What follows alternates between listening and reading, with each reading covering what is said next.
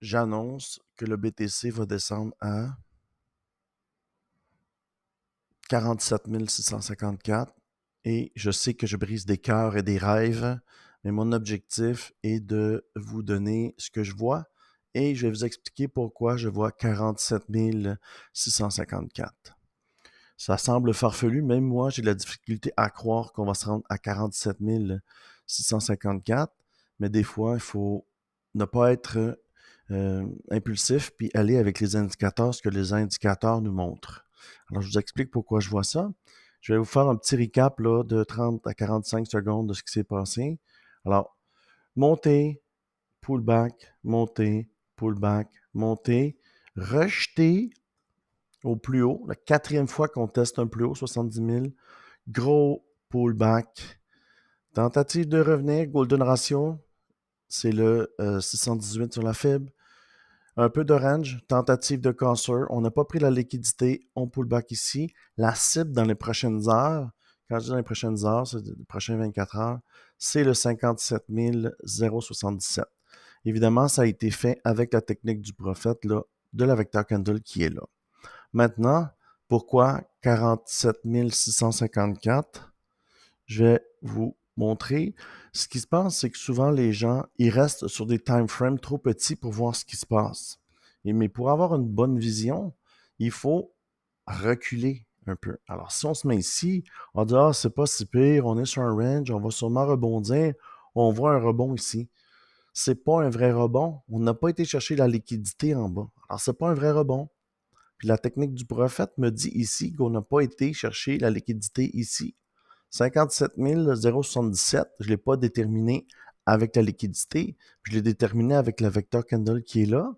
Et la vector candle, en plus, l'indicateur me confirme ici que c'est un bon endroit. Alors, il y a une confluence de deux trucs en même temps.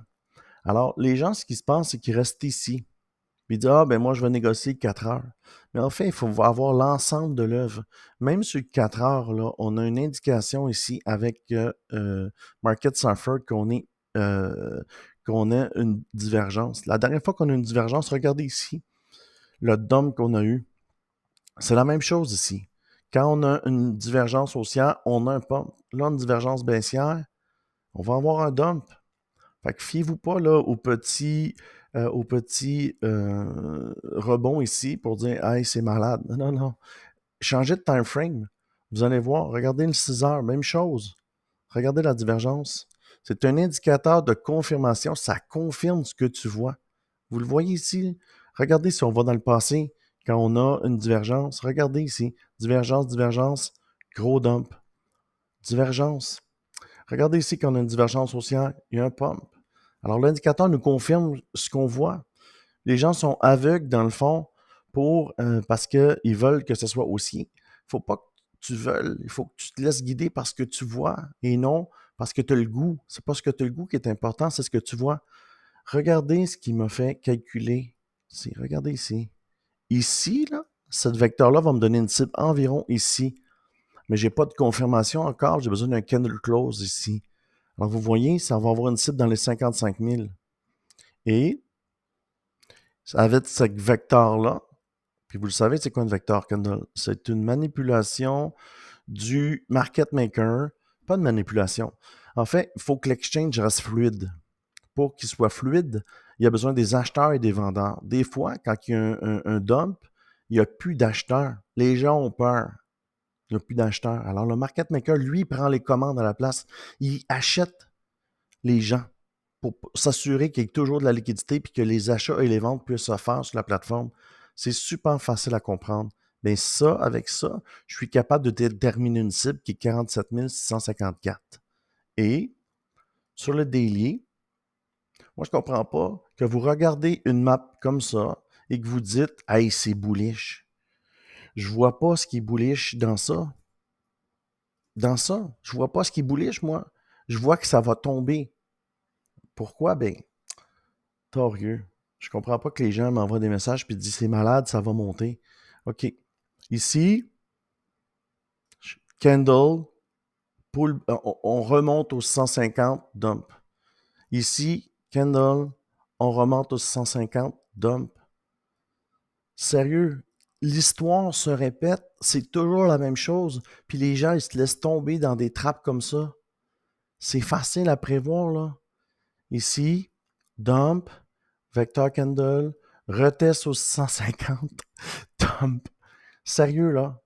Si je comprends pas que vous ne voyez pas ces trucs-là. Vous êtes trop proche, vous négociez le Bitcoin sur une fenêtre de 30 minutes, là.